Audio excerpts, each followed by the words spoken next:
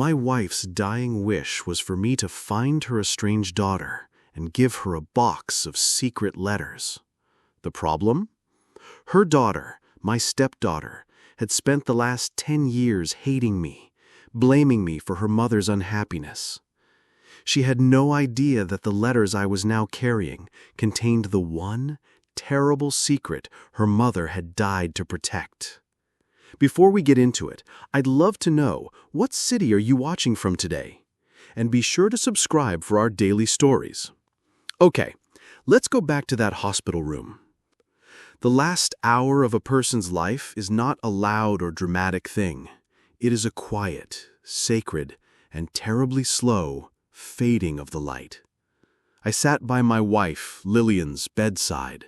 The only sound in the sterile, moonlit hospital room, the soft, rhythmic beep of a machine that was fighting a battle it was about to lose. I held her hand, a hand that had once been so full of life, of a painter's strength, now a frail and almost translucent thing in my own. For 10 years she had been my entire world, and for 10 years I had been, in the eyes of her only child, the villain of her story. My stepdaughter, Morgan, had been a teenager when her mother and I had fallen in love, and in the wake of her parents' bitter divorce, she had made her choice. She had chosen her father, and she had chosen to hate me. In her version of the story, a story her father had so carefully and so cruelly constructed for her, I was the intruder, the man who had broken up her perfect family, the man who was the source of her mother's quiet and lifelong sadness. No amount of my own quiet, patient love could break through the wall of her anger. She had cut us off, and in doing so had left a profound and unhealed wound in her own mother's heart.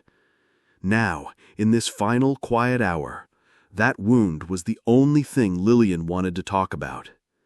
"You have to find her, Jacob," she whispered, her voice a dry, papery rasp, her eyes, those beautiful, brilliant eyes, full of a final, urgent plea.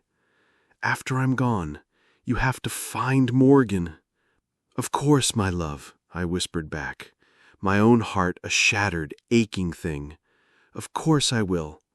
"There's a box," she continued, her breath coming in shallow, difficult gasps. "In my closet, on the top shelf, a small wooden box. It's full of letters. Letters I wrote to her over the years. Letters I was always too afraid to send." She squeezed my hand, her grip surprisingly strong. "She needs to know the truth, Jacob, the real truth. Not his story, mine. You have to give her the letters. You have to make her read them." Her eyes full of a mother's final, desperate love locked with mine. "Promise me," she whispered. "Promise me you'll find her." I looked at my beautiful, dying wife, and I made the last and most important promise of my entire life. "I promise, Lillian," I said, my own voice breaking. "I will find her. I will give her the letters. I will make sure she knows."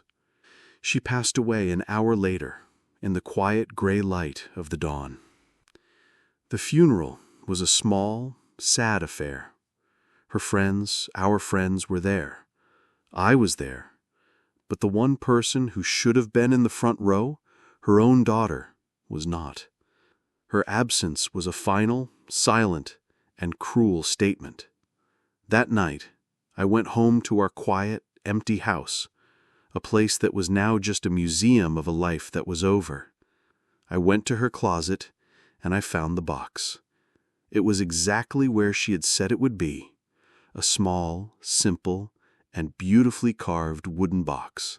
I sat on our bed, the bed we had shared for a decade, and I held the box in my hands.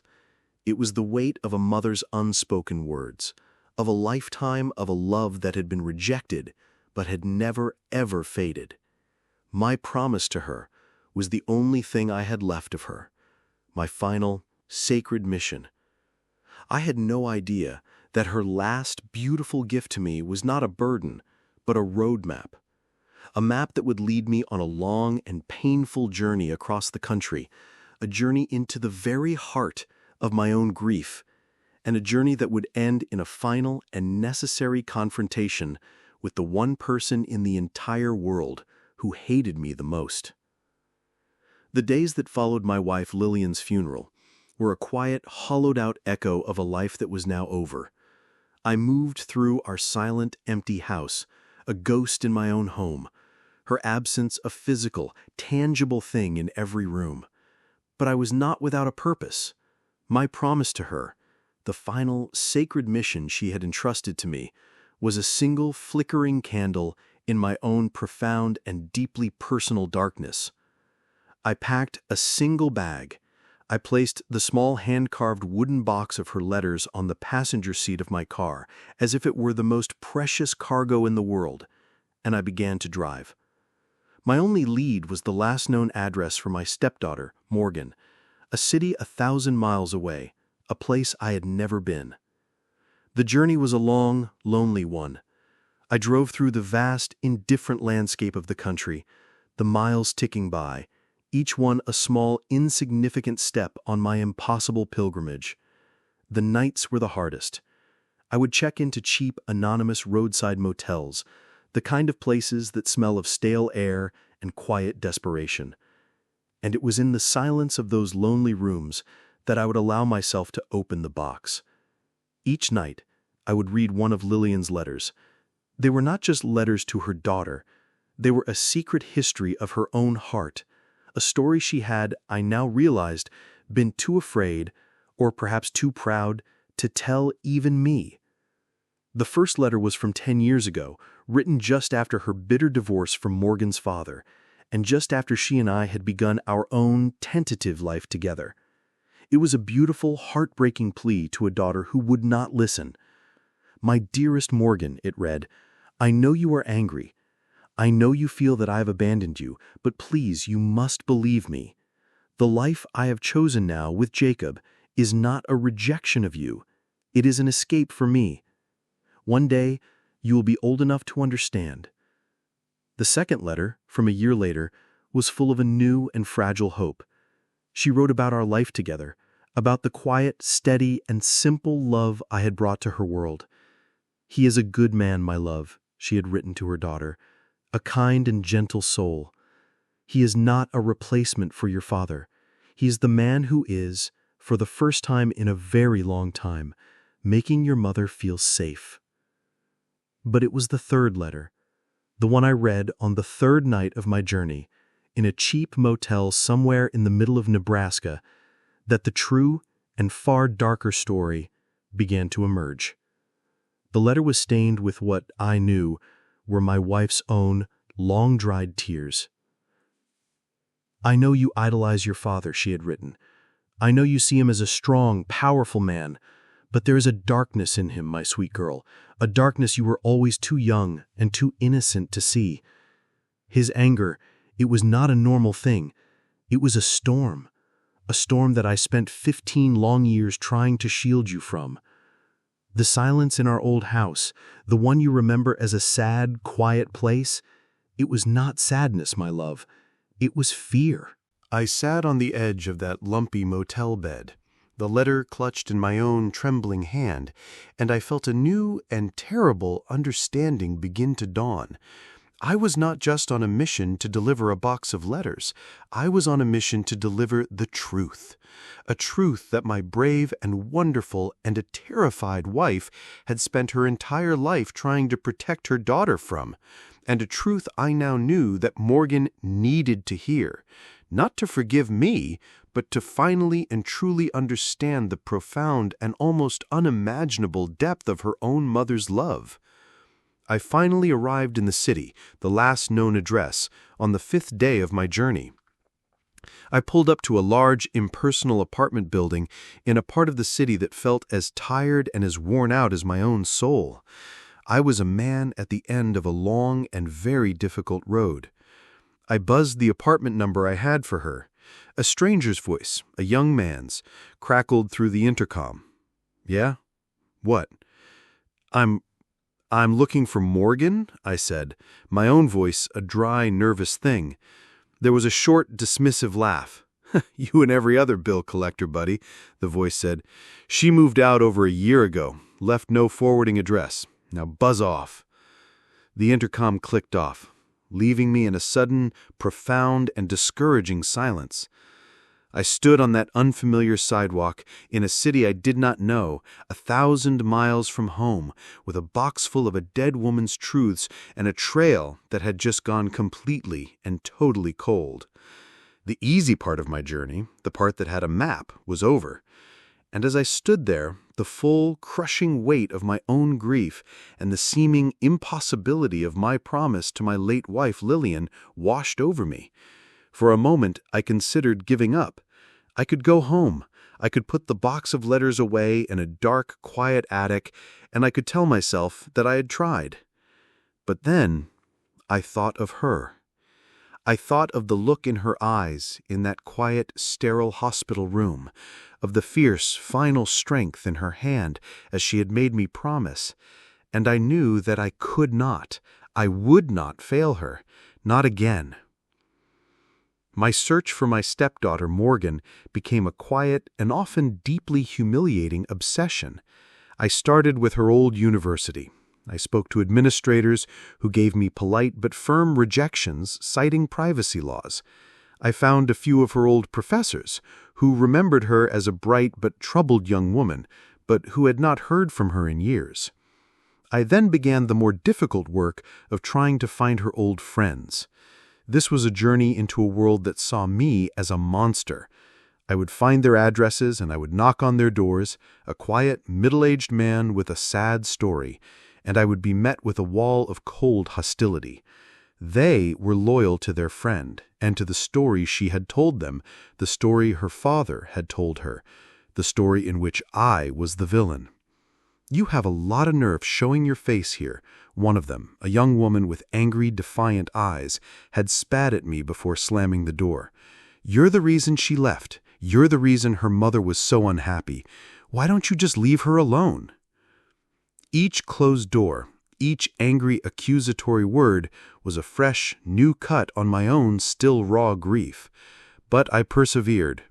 My promise to Lillian was a sacred and unbreakable thing. The breakthrough, when it came, was from the most unlikely of sources. I found the small, independent coffee shop where Morgan had worked during her last year of college. The owner was an older, perceptive woman with kind, weary eyes, a woman who had clearly seen every kind of human drama play out over her coffee counter. She was wary of me at first, her expression guarded. I did not try to defend myself. I did not try to tell her their story was a lie. I just, with a quiet and deeply honest vulnerability, told her the truth of my own mission. "I'm not here to cause any trouble," I said, my voice a low, tired thing. "My wife, Lillian, Morgan's mother, she passed away 2 weeks ago." I placed the small wooden box of letters on the counter between us. Her last and only dying wish was for me to give these to her daughter. That's all. I just need to keep my promise. The woman looked at me, at the genuine and profound grief in my own eyes, and then she looked at the box, and her own guarded expression softened. "She talked about her mother all the time," the owner said softly. "She loved her so much, but there was a lot of pain there." She was silent for a long moment, a quiet, internal debate playing out on her face, and then she made a choice. "She was saving up," the owner said, her voice now a conspiratorial whisper. "She was always talking about it, a place she wanted to go to get away from it all, to start over, a small, quiet little artist's town in the mountains of Colorado." She scribbled a name on a napkin and pushed it across the counter to me. "I don't know if she ever made it there, but if you're looking for her," she said, "that's where I would start." I got back in my car. the small, crumpled napkin with the name of a town I had never heard of clutched in my hand like a holy relic. The hope, which had been a dim, flickering ember, was now a small but steady flame again. The drive to Colorado was another 2 days of a long and lonely journey, but this time it was a journey full of a new and fragile hope. I drove into the small, beautiful, and ridiculously picturesque mountain town on a bright, crisp, and sunny afternoon. It was a world away from the gray, urban landscape I had just left. It was a place where a person would go to disappear, to heal, to start a new life. I did not know where to start.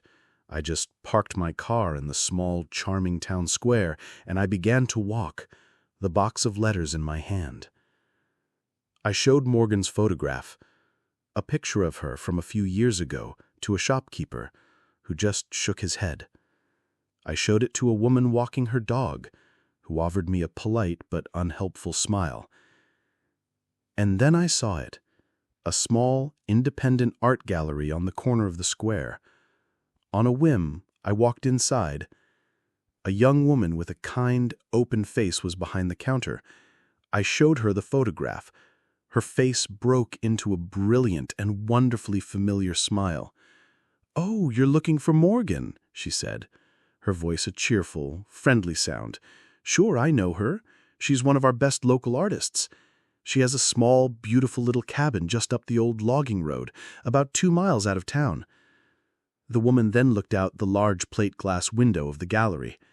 "In fact," she said, pointing, "that's her, right there, across the street."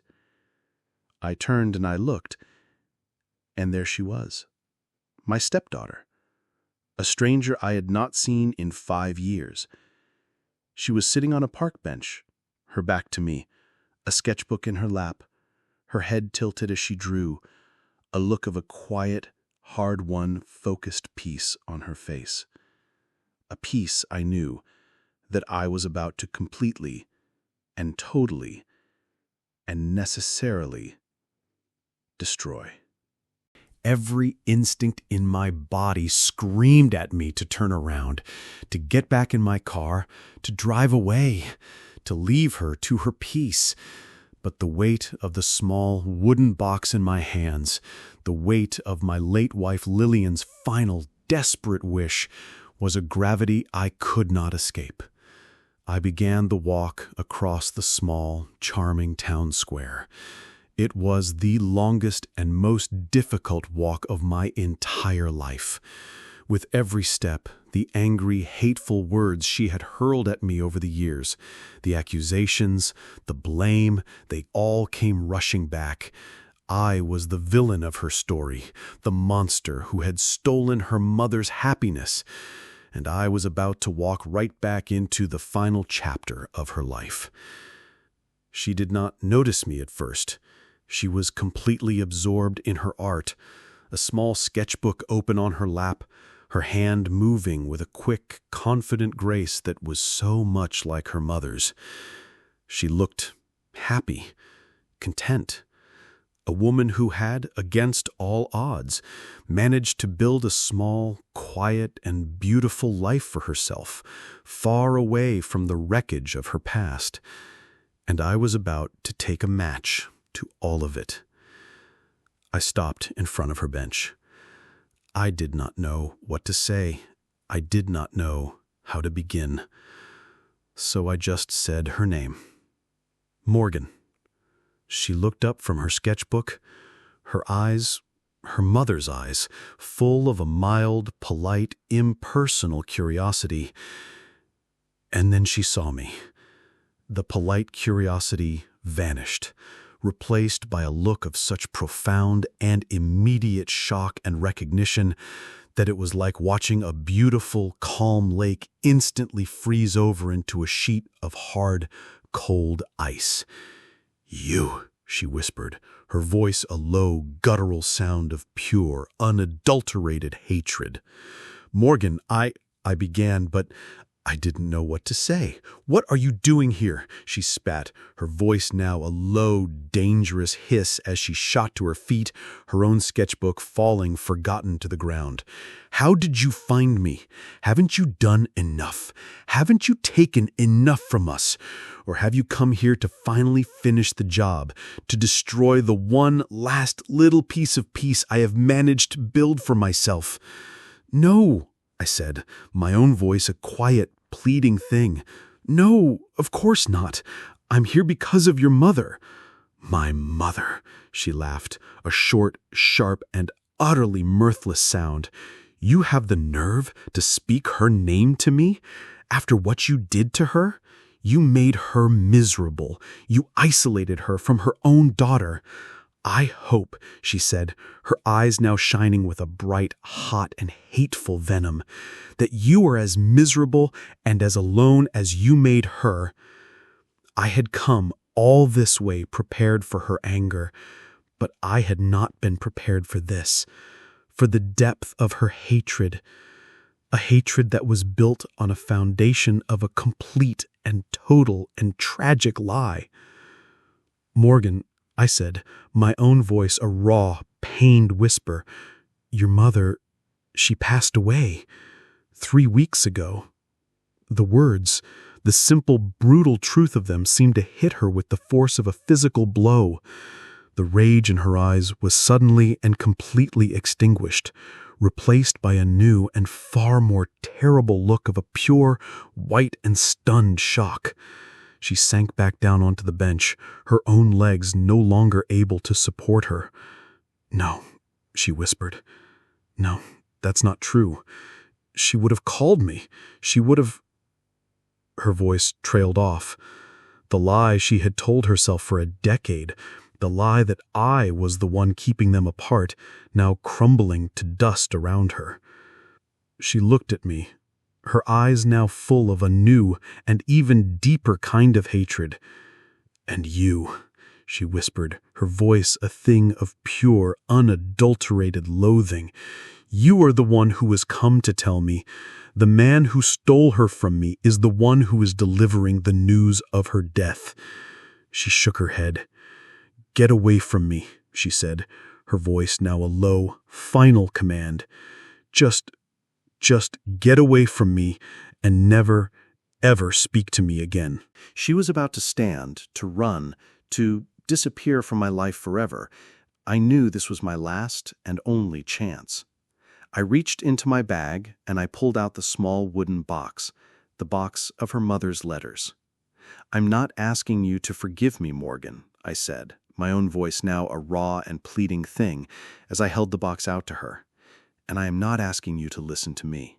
I am just, with my last breath, asking you to listen to her." I placed the box on the bench between us, a final, desperate, sacred offering, and then I did the hardest and most painful thing I have ever done in my entire life. I honored my promise to my wife, Lillian. I turned and I walked away, leaving her daughter alone on that park bench with the ghost of her mother's words and with the one single and final chance at the truth. I had kept my promise. The rest was up to her. I did not go far. I walked across the small, sun-drenched town square, and I sat on a low stone wall, my back to her, and I waited. My promise to my late wife, Lillian, had been to find her daughter and to give her the letters. I had done that. The rest of this story, I knew, was not mine to write. It was Morgan's. Morgan sat on that park bench, her own world a silent, screaming chaos. The man she had hated for a decade, the villain of her entire adult life, had just appeared like a ghost, and it told her that her mother was gone. The grief was a sharp, physical, unwelcome blow, and the small wooden box he had left on the bench beside her felt like a final, cruel insult.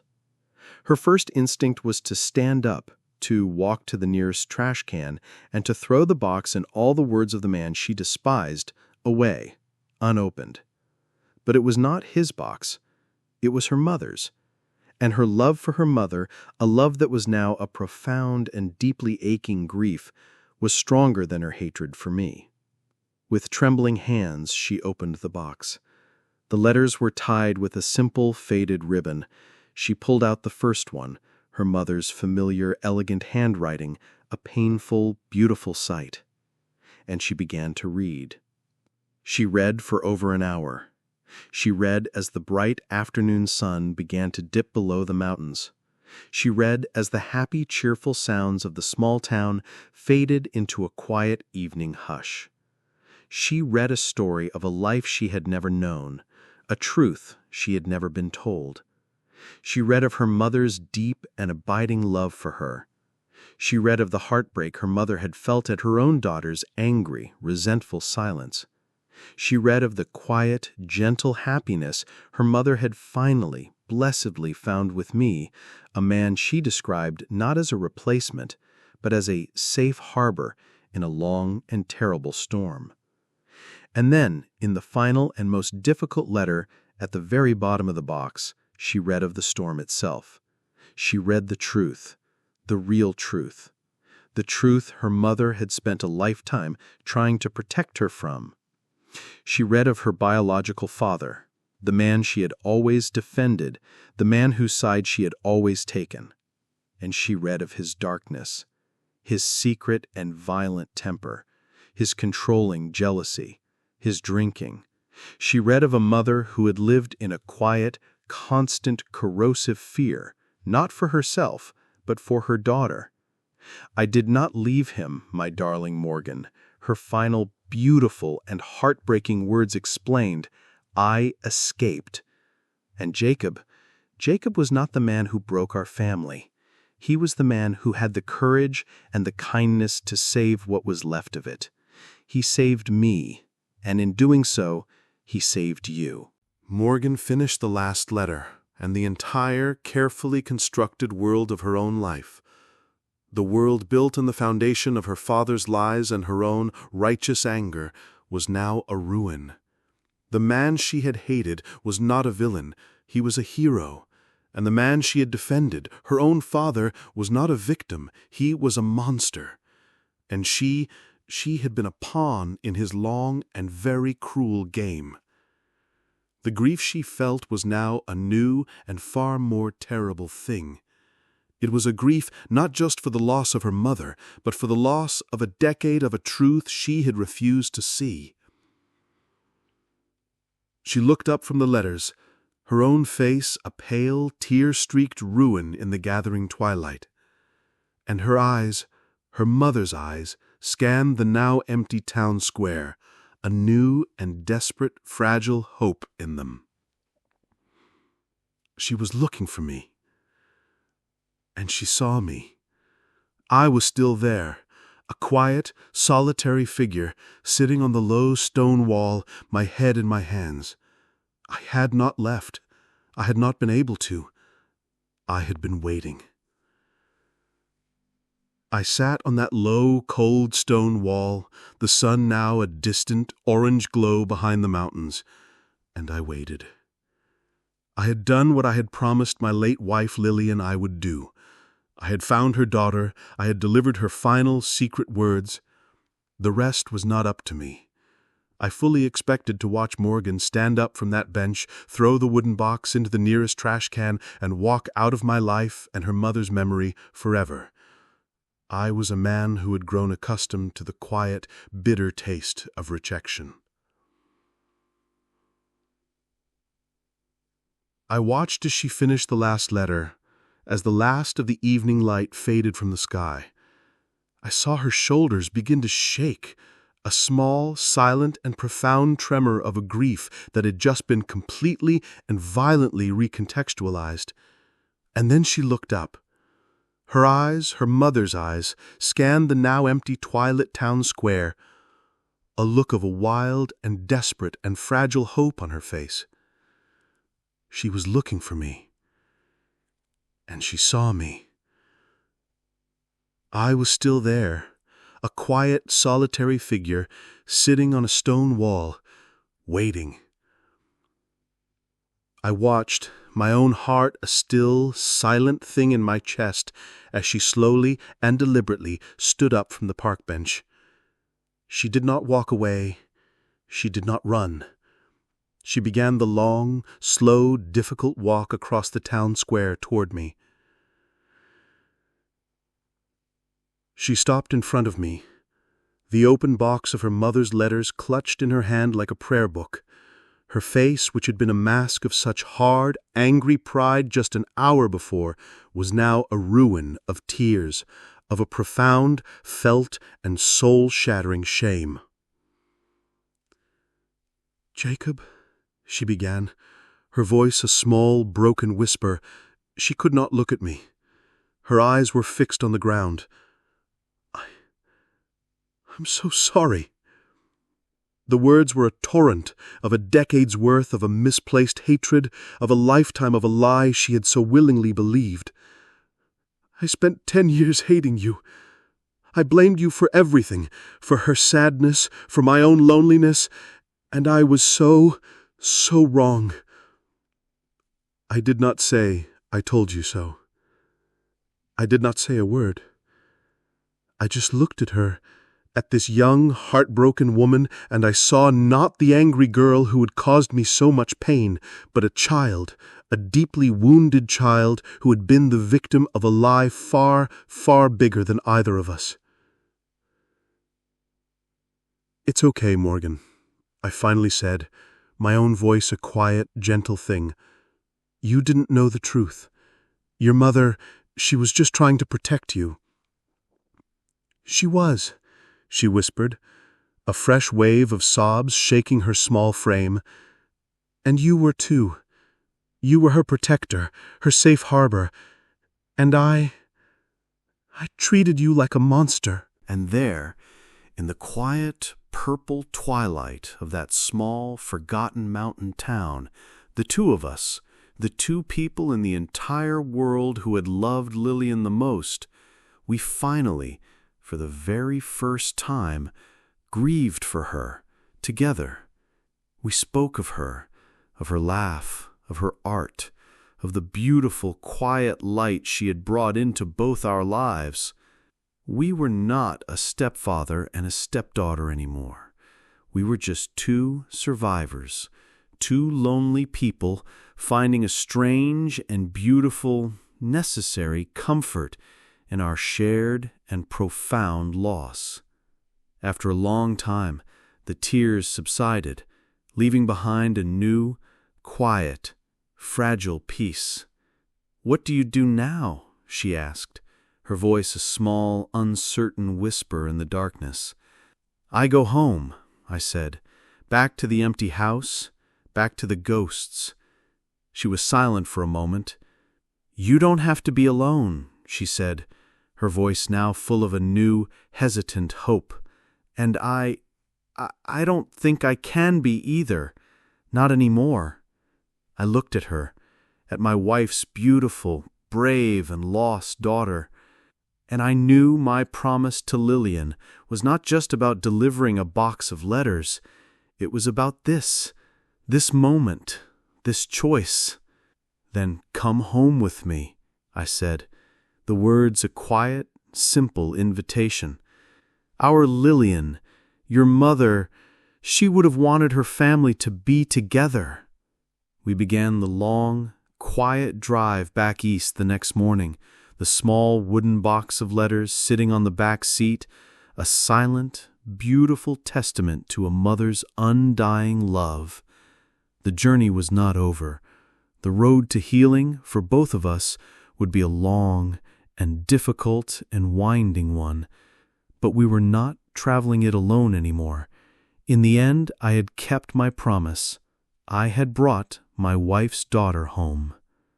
An absolutely beautiful and moving story about the power of truth and a promise that transcended even death. What an incredible, emotional journey for both of them. Let us know what you think of this powerful story of healing and reconciliation in the comments below. If you were moved by this incredible story, please show your support by hitting that like button and be sure to subscribe for more powerful and emotional stories. Don't forget to click the notification bell so you never miss an upload. Thanks for watching, and we'll see you in the next one.